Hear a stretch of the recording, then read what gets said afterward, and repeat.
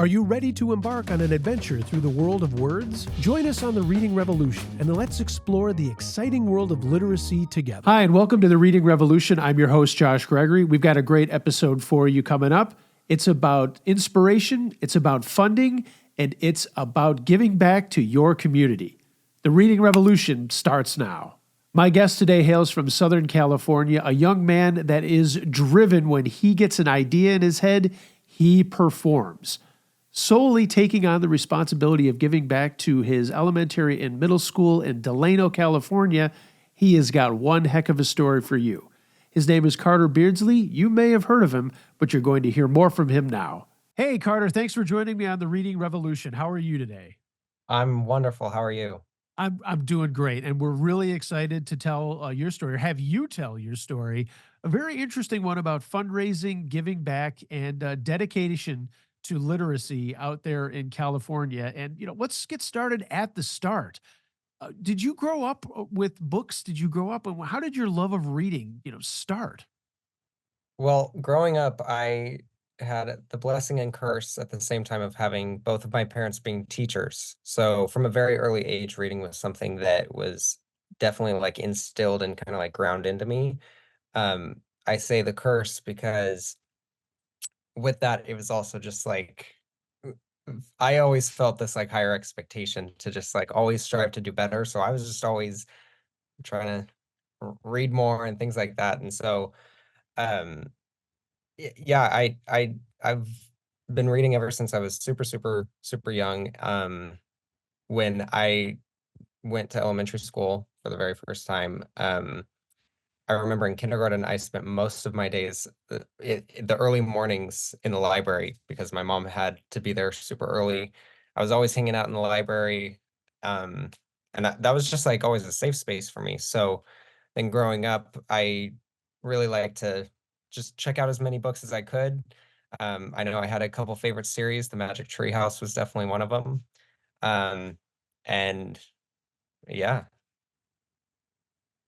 That's awesome. So, I mean, there was a very enjoyment involved with this, and not just yeah, always like, hey, I have to read. There was really, it was a fulfilling thing for you.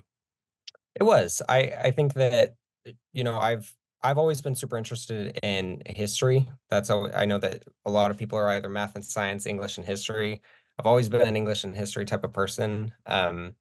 Always interested in government. So my favorite books were the ones that touched on stories like that. I mentioned the Magic Tree House. They kind of told those stories in I guess, more entertaining way that was kind of easier to understand. And I always loved those. So yeah, So now you're getting ready to graduate, and you're kind of looking back at the schools in Delano, Harvest Elementary and mhm, La Vina Middle School, which obviously we talked a little bit about here that you attended.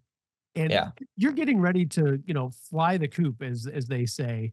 And what was the genesis of this idea that, what, I loved reading. It was so important to me. I would like to give back. What did you notice that wasn't there that maybe you wish had been there when you were in elementary and middle school? Yeah, I talk about how much I loved reading and how I was always diving into new books. But I also remember that there kind of hit a point when I was in elementary school that I realized that I had gone through all of the books that I had enjoyed. At some point, I had gone through all of those Magic Treehouse books. I had read all of the Diary of Wimpy Kid books. I'd just explored every realm that I could within my library. And to be honest, when I finally went back to the library for the book vending machine, I realized that it seemed so much bigger when I was younger. But, really, I just felt like I don't know, it was a lot smaller in person than I had remembered. And a large part of this section was dedicated to they were all specific reading levels. So we had to check out books within our reading levels. Mhm. And I think that definitely credit to Delano. I think that Delano has always done such a phenomenal job about providing for students. Um, but one thing that I realized is that with school libraries, these are books that you have to return. When you check them out, It's something that you're borrowing. This isn't yours. This is something that you get to read and then you return it. And there's just not that sense of ownership. When you own a book, when it's yours to keep, I can still remember the very first book that I ever learned how to read. It was one of the My Little Golden Books of Pinocchio. It was my favorite. And I could still tell you where it is because that feeling of ownership was just so important. And it was something that we didn't really get out of that library. And so when you went through all of these books, it, it there just wasn't that feeling of ownership. And I that was just something that was so important to me. And so um I've often thought of books and that ownership that you're talking about. It's kind of akin to your first bike or your first skateboard, where it's not just this, I've got this book in my hands. It's this sense of freedom. Is yeah, that something that a statement that you might agree with? absolutely. I think that in owning a book, the great thing about it is um we one of the best ways to learn is by revisiting and redoing. So if there's a book that you love and is your favorite, I know I love the book Wonder. Um, it's really great to be able to go back and reread it all the time, but that might not be possible if you don't own the book. So that feeling of freedom that you're talking about definitely comes in the ownership of the book because it lets you revisit it whenever you want. And it's something that like you're not within this like it has to be available for you. No, it's something that you get to have and you get to keep. So I think definitely there's a lot of freedom that comes in that. You brought to mind something that happened to me. I had a book in my elementary school here in Western New York. It was the Golden Book of Camping, terribly outdated. It was this book from the 50s. And for whatever reason, I loved that book. And for Mhm. years afterwards, I couldn't remember the title. But I wanted it. I always thought about where can I find that book? And I finally did, track it down in my 40s, Mhm. and I immediately purchased it. And it was, again, just that feeling of, I love this so much. I want it to be mine. And that's really what essentially you have done here at your former elementary and middle school by way of the Inchy Bookworm book vending machine. How did you find out about Inchy? So funny, actually. I guess it kind of starts with I wanted to give back in some way. I always talk about how Harvest and Lavinia are in a small farm town called Delano. It's not a place that a ton of people have heard of. You might be familiar with Bakersfield, which is about 20 minutes south, but Delano's this small town, and so the sense of community is so, so, so big and important. And so having grown up there, I was really blessed with having that kind of raised in me and instilled. So it was not ever a question of if, but a when and how would I be able to give back someday. That was always something that I wanted to be able to do. And, being that my mom is a teacher there, the conversations of performance after COVID, which actually Delano has done super phenomenally with. But just the topics of where student performance is definitely something that's been brought up a lot. And so I started looking into it myself, and it was really, really crazy to see where not just Delano ranks in terms of literacy, but where Kern County and the whole state of California ranks in literacy in general.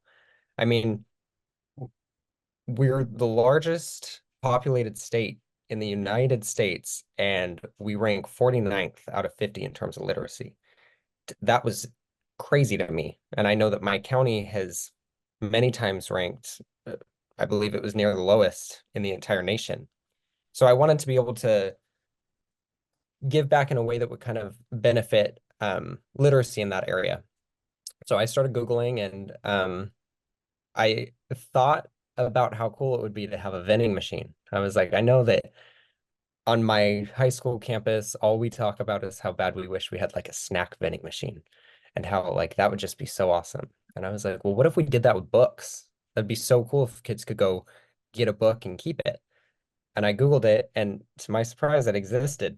So um that I honestly found it through a simple Google search, but that just goes to show the power of the internet. So and the power of drive and your vision that led you to actually look for something. And I'm going to be honest with you. When I was 17, the last thing on my mind was, what can I give back? What can I do? I was so looking ahead to what I was going to do, moving on to college, other, getting a job, all those sorts of things. It's a credit to, who you are as a person thinking, you know what, so much has been given to me. I'd like to give something back. Well, I appreciate that. I mentioned this already, but because of that sense of community that Delano instilled in me, I want to grow up and be a public official someday. That's my lifelong goal. Um, and I think that we are where you grow up is such a big part of who you are. And so, um, it was just always something that I wanted to be able to do. And it was definitely a community effort. So I'm I'm really grateful that it was able to happen. You mentioned, literacy rates being what they are, and it's not just indicative of California and the town of Delano where you grew up. It's across the country, as you also mentioned. Have you thought about literacy being kind of the kickstarter to all of the other subjects that you have to study in school and all of the other things that are going to be opened up to you as you grow up as a human being, as a member of our society? 100%. I literacy is I would say literacy is the foundation of learning because when we get to say a statistics class where you're reading a lot of word problems and you're having to understand like what that's saying, you might be amazing at numbers. I'm not, but being able to read those problems is so important. And if you're not able to read, then you get that setback even in things like math, even in things like science. You read history, you read to understand art even, and we're always reading. It's something that becomes a subconscious effort. And so I absolutely think that it has to do with the other subjects. And you mentioned like later on in life too. I remember we were doing a promotion of the Dolly Parton Imagination Library, which is one of the projects of the Kern Literacy Council. Um, and I didn't even know this, but the reporter had asked me, so why do you think that being that it is News Literacy Week, what do you think the importance of that is? I had no idea it was News Literacy Week, but it made me think it is important. There's so much that goes around that goes on around us in the world. And if we can't read the news, I mean, you're not informed. And so it is things that impact our day-to-day life, whether that's in school or later on, that literacy is so important for. And even mentioning those sorts of things and the ownership that you've talked about, when there is that ownership, you tend to take things a little bit more seriously. I mentioned getting your Yeah. first bike, something that you're going to nurture and take care of when you are taught or when you have those things available to you, rather Mhm. than just it's there, it's available, and there, you don't really care because it's not yours. Yeah.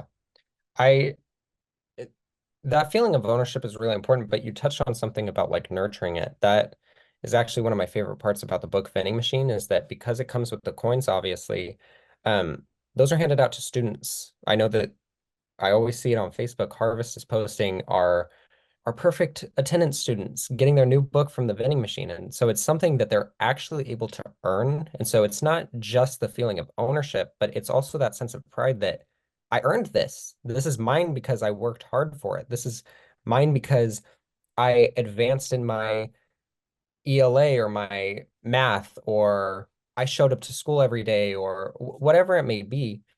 It's beyond just that feeling of ownership, but it's the fruits of your hard work.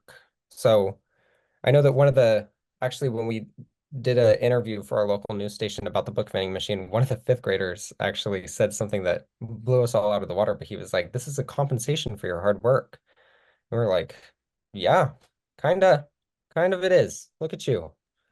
So, So let's go back to where we were, where you've now discovered a book vending machine does mm, exist. What are yeah. your next steps? Okay, so kind of funny. My goal is I wanted to surprise my mom. She's a teacher at this school. One of the schools, there's a shared library between the elementary and the middle school. So, um, but my mom is a teacher at the elementary school, so I wanted to surprise her. And so I started a GoFundMe. And I was like, well, I can't post it because she'll see it.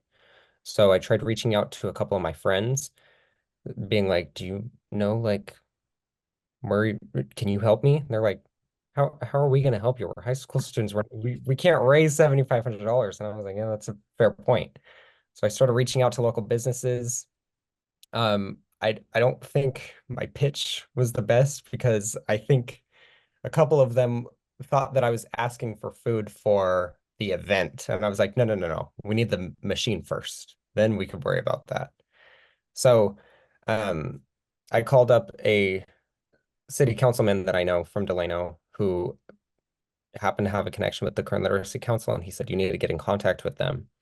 And I reached out, and Ian Anderson, who's their executive director, absolutely loved the idea, um, and was super adamant that it become real. And so they had a connection to a local business called Era Energy, who also shared the same passion for literacy, and they were gracious enough to sponsor the machine. And that's how within a week this all happened, which is my favorite part of it, is it wasn't a slow process to buy the machine. It was dreamt up and with community support. That's really what it is it was the community rallying together.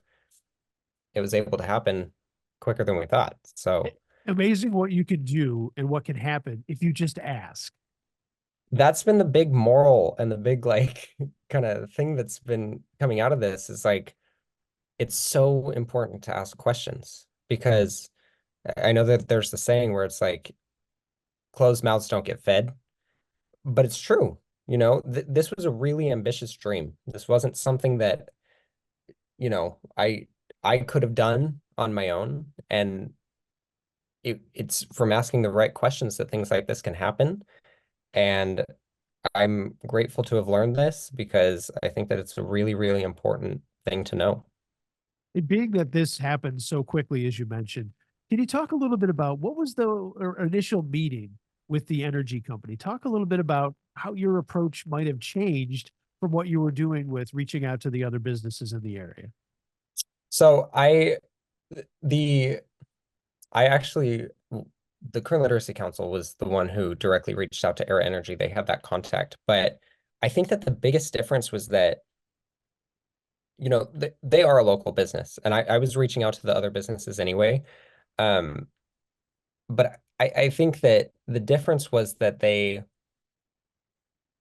a much larger business, so that they might have had the means to directly Sure. sponsor this. But I think that the beauty in keeping it local, and that this was another big point, and one of the points that we want to really lean on moving forward with future machines, is that this isn't some major corporation, you know?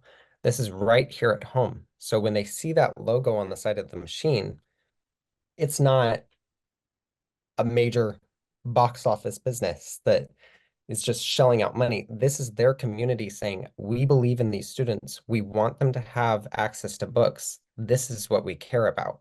And I think that kind of approach is what um, really makes all the difference because, you know, going back again to the fact that like community is such a huge thing for our area here is that people want to give back to their community, and that's what this is the students get to see that this is a local business who cared about them enough to sponsor it. So Hey everyone, hope you're enjoying the podcast so far. Wanted to take a moment to tell you about our sponsor, bookvending.com. To learn more about bringing Inchy the Bookworm into your school or organization, our custom graphic options, fundraising, program implementation, and more, visit bookvending.com today. And while you're at it, please like, share, and subscribe to our channel for notification of new episodes, and follow us on all of our social media outlets. Look for @bookvending. Now, back to the reading revolution. And that's one yeah. of the interesting things about increased literacy rates is Mm. not just test scores and the ability to read. We also see across the board giving back to community, more involvement in community. When people can read, understand it, and communicate better, they're basically reinvesting in citizens that are going to continue to reinvest themselves and other services and money, whatever it may be, back into that community to keep that cycle going. 100%.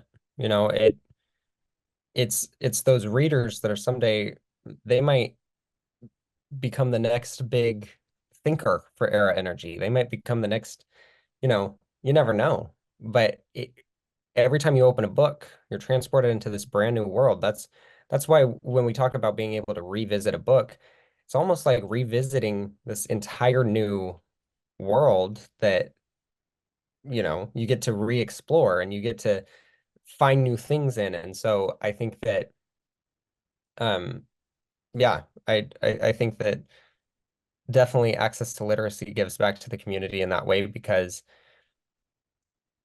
it builds the next generation up. So now everyone's on board. You're getting the thumbs up. You're getting this approval. Did you keep it a secret or did you tell anybody right away? I tried my best to keep it a secret. I was really, really, really, really excited. I also ran in at some so the goal was I had reached out to the Kern Literacy Council and they'd been on board before I mentioned it to my mom. But then at some point I realized, well, okay, someone should probably know if a giant machine that's going to be stocked with books is going to be showing up at the school sometime soon.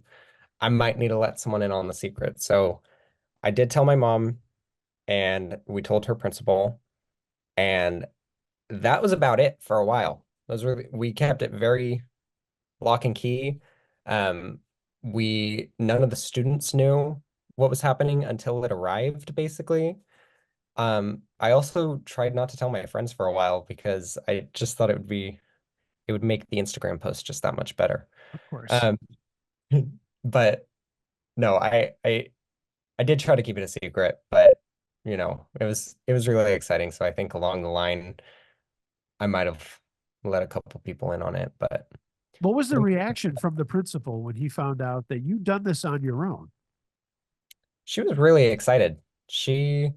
Both of the principals actually, because I had gone through both school sites. I think that they were excited that it was a former student who was doing this. But they were also just really excited that there would be this opportunity for the students. And that made me more excited, was knowing that, you know, it wasn't just a passion of mine, but it was also something that had now become everyone involved was excited. We love seeing the ribbon cutting ceremonies that all the schools or organizations, hospitals, wherever they might are, machines might end up. Talk to us a little bit about that feeling of the big day and what led up to that, this planning of a ceremony that now all the kids are going to see, this great, neat new machine that they're going to be able to use. Oh my gosh. Well, the day of the ribbon cutting was March 4th. And so for about, I'd say the weeks leading up to it, it was just a constant countdown for me. It was like, okay, we're almost there. We're almost there. Then I wake up on March 4th and finalizing the little speech that I'm going to give at some point. And, we had a star-studded lineup. A bunch of the community members showed up. We had members of Congress, we had city council people, we had the whole school board, we had our local county supervisors, we had our state legislature representatives there. I mean, it was a really big event, and it was exciting because going back to the how it was a passion shared by everyone, all I could think when I was in that room was these people are really busy, and so it goes to show that literacy is so important that all of these people would dedicate their time to coming out and supporting it because it is something that impacts everyone. And so it was really exciting. It was also nerve-wracking. I enjoy public speaking. I loved seeing everyone there. A lot of the people, school board members included, were people that I had grown up knowing, and so it was really exciting and also nostalgic. One thing that I did do is I brought um my childhood best friend from elementary school, middle school, and my current best friend. Because for me, beyond just this being a project for literacy, this was also a personal representation of, my dreams being able to come true. That's what this, for me, this is what this was, is this was a dream that came true. And so I brought each of those people there so that it could be kind of a memento of this is not just current Carter, but this was also elementary, middle, so it was a big event and it was a lot of fun. What was your friend's reaction to this? One minute they're, you're all hanging out doing the things that teenagers do, and the next minute you're hobnobbing with members of Congress and all these other officials from all over the state in your area. What was their reaction to the entire project that you had thought up of and then implemented? They were really proud, and that it makes me emotional to think about because, when I'm with my friends, it's usually just joking back and forth all the time. And I I mentioned that I want to go into public office, so they make fun of me sometimes about how I'm always stuck at boring meetings and why are you meeting with whatever position? And I'm like, you don't even know what they do. But so it's always just kind of like joking back and forth about it. But now it was kind of symbolic of it all together. You know what I mean? And it was like they were just so proud and they were so excited to be there. And that made me more excited because, like, the elementary and middle school friend that I had there, we had met, and I mentioned this in my speech at the ribbon cutting. We met on that playground. This is where we used to dream things like this up. This is the school where I said, someday I want to be able to give back to the community, and now we're here doing it. And so it was really sentimental. But they were all really excited, and it was just a really great time for sure. And I would think that your parents and family have the same kind of sentiment too. Of obviously they're very close with you, they love you, they're related to you, and I know it's a little bit different with friends and that sort of thing, but that's got to be a wonderful, wonderful legacy for your family to be able to leave their name on something like this as well, and predecessor to all the other great things that you're going to do in your life. My family was definitely super proud as well. And, it again goes all back to like the environment that I grew up in. These family members that were telling me how proud they were of this happening. I was like, well, really, if you hadn't taught me how to read so early, if you hadn't shown me the importance of being able to open a book, if you hadn't showed me how important it is to dream and expand your imagination, this wouldn't have happened. So really, this was beyond just the direct people involved. This was an indirect effort of so many more people. So as proud of me as I guess they may have been, I was proud in that moment to have been related to people who encouraged me all my life that helped me to be able to do something like this. Are you still in contact with Ian Anderson from the Current Literacy Council? Is that a relationship that looks like it's going to continue throughout your years coming up and your career that you're going to be moving into? Absolutely. After this book vending machine, um, Ian loved the idea. So he said, here's what we're going to do. We're going to make a youth literacy committee. We're going to have you be the chairman of it, and you're going to oversee more vending machines and different literacy efforts that are pertaining directly to youth. So I work very closely with Ian, and we're actually really excited to get more of these book vending machines into other places beyond just schools, beyond just elementary schools, um, and kind of throughout the community. So definitely, I will definitely be working with Ian moving forward. And what a great mentor to have, someone who has the same Oh, kinds of visions 100%. and be able to work in lockstep with him. That's terrific. 100%. And I'm really grateful for Ian because he's given me so much creative freedom. And so he's like, we want to promote literacy. What are your ideas? And my favorite thing that he always says is the worst thing I can do is say no, and I haven't yet. So, Keep he that is streak a bit, alive. Yeah. yeah. keep that streak alive of saying yes. And again, everything that you told us is that testament to people being willing to say yes when they see value behind something, something that you clearly saw at your former elementary and middle school, and something that the community could rally around as well. When there's value, it's easy to say yes.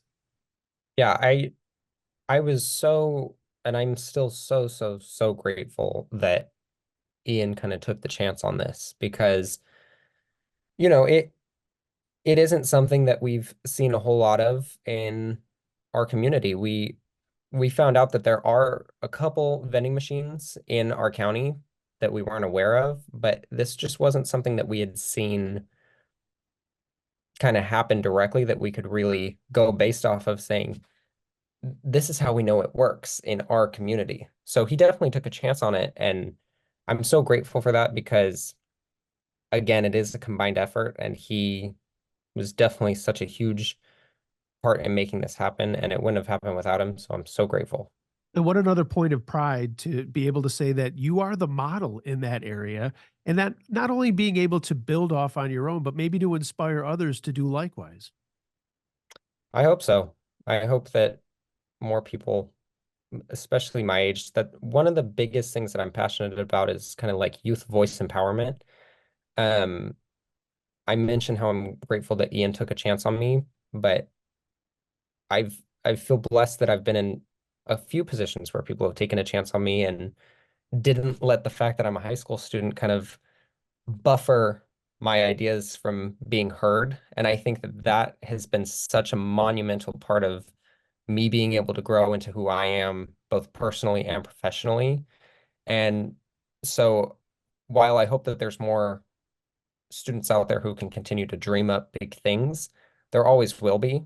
My biggest hope is that there's more people who will be willing to listen to those students and kind of help be the catalyst in making these things happen. I think in your instance, it's very interesting to see that you didn't want to take a back seat. You really wanted to grab the bull by the horns, as they say, instead of someone else will do this. We've got an association, a PTO or a PTA that we can rely on. You were in this position to say, yeah, we can do that, but we can help as well as the youth of today. Hmm. I mean, if you sit around and wait for someone else to do something for you, there's a chance it won't get done. My favorite saying is if you want something done right, you do it yourself. And that's what this is. And it wasn't a me doing it, it was a youth doing it. As youth, we recognized there's an issue with literacy. What can we do about it? And we did it. So for sure. So the machine has been in the school for a little bit now. Have you heard about what's happening with it? How has it been received? And what's the latest on the Inchy Bookworm machine at Delano, excuse me, at Harvest Elementary and Lavina Middle School? I hear great things. I mentioned that they do perfect attendance awards where the students are get to go get a book from it if they have perfect attendance. I think it's for the week or the month, I can't remember. Um, and it's really fulfilling to see that because in those pictures you see how excited the students are when I went back for Read Across America week, which or Read Across America Day, which was that Friday after the ribbon cutting, and it was so exciting. I got to take a couple of coins with me, and I would go around and I'd ask a question to the students. I'd say, "Well, so I read a book about Abraham Lincoln," and I was like, "So what year was Abraham Lincoln born?" And if someone got it right, I'd give them a coin, and they got so excited. And I was like, "This is the energy that I was hoping would Yeah. happen with this," because you know I keep saying it, but I can't stress enough that there's so many things that have to play into the success of something working. And beyond just me thinking it up and me reaching out and Kern Literacy finding a sponsor, the sponsor donating, the machine being bought, beyond all of that, if the students don't care about it, if the students don't like it, if the students don't enjoy it, it's a moot point. It won't work. So I guess above all of this, I'm just so grateful that the students are excited about it because it lets it do its job, kind of. You know what I mean? It lets it be something that's efficient and successful. So I've heard, I've heard great things about it, and I hope that that continues. If you were pressed and asked if you could give tips to someone who is interested in doing fundraising in the way that you did, where you went out and found a corporate sponsor, if you walking away from this, if you had the three main ideas or best practices that you could share, what would they be? Wow. Know your audience. In this case, it was keeping it local because this is a locally related thing, and people wanted to give back to their community, and that was, I think, one of the best points that we could have made. Um, don't be afraid to ask, and don't be afraid to hear no, because, you know, the first few people that I had reached out to personally before I got in contact with the Current Literacy Council, I got no's. I got, oh, we don't do that. We're not interested, whatever. And I think it definitely probably had to do with um, I wasn't skilled in how to approach those conversations. That's something that, I'm still learning, but not being afraid to ask for help, I guess, and being able to reach out to other people and also being able to take that rejection is just so important because one no is just extending your path towards your yes. You know what I mean? Like it doesn't mean that it's not possible. It just means it's not going to happen here. So I guess So those are what's on that answers it perfectly. That's terrific. So where are we headed from here? You're rounding out your high school days. What's in the future? I know you've mentioned that you'd like to get into public service, but what Mhm. are your plans? Well, I am a junior in high school right now, so I have one more year left. Gonna I go definitely, quick. Trust me. oh, I know. Funny you say that. When I started high school, everyone said it was going to go by like a blink in the eye, and suddenly I'm like, wait, wait, wait. I'm not a freshman anymore? What do you mean? So I think that I guess just wherever the wind takes me, I'd like to start running for office soon. I think that that would be fun. Um, I think it'd be a good opportunity to continue giving back in in the way that I've always felt interested in, which is through legislation. Um, but I also just want to continue kind of actively trying to learn more about the community that I live in, and um, I guess maybe after high school, really taking that freedom that comes with choose your own schedule in college and things like that to just really continue to immerse myself in the community. Um, I think that's probably my next steps. I don't know. Well, I think you've built a heck of a foundation with the work that you've done on this. And, the sky is the limit with someone with your attitude and drive. I will be honest, when we first heard about this story, I was blown away and said, talking with our content creative team, so we've got to get this guy on our podcast. Hopefully he doesn't say no when we reach out to him. And you didn't, and you're here because your story, your drive, your passion is unlike anything that I've heard in a long, long time. It's something that's very admirable. I think it's contagious, and I hope anyone listening or viewing this podcast will walk away from this a little bit more inspired than maybe when they first clicked on it to say, "Hey, what's going on in the reading revolution?" I really appreciate that. That's really kind.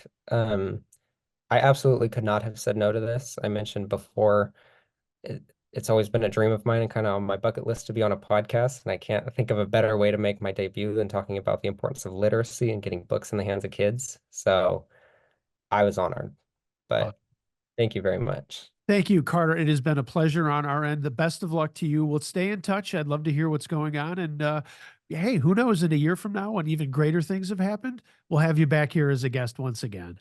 Sounds good. All right. Thanks so much. Thank you. And that'll wrap it up for this episode of the Reading Revolution. If you haven't already, please like, share, and subscribe to our YouTube channel and share us on your favorite podcast platforms wherever you may listen. If you have a question or comment or would like to suggest a guest, email us at readingrevolutionpod@gmail.com. The Reading Revolution is directed by David Gagan and Thomas Crane. I'm your host, Josh Gregory. We're produced by Connor Russo and Jake Blumberg. The executive producer is Jay Blumberg. We'll see you next time right here on the Reading Revolution.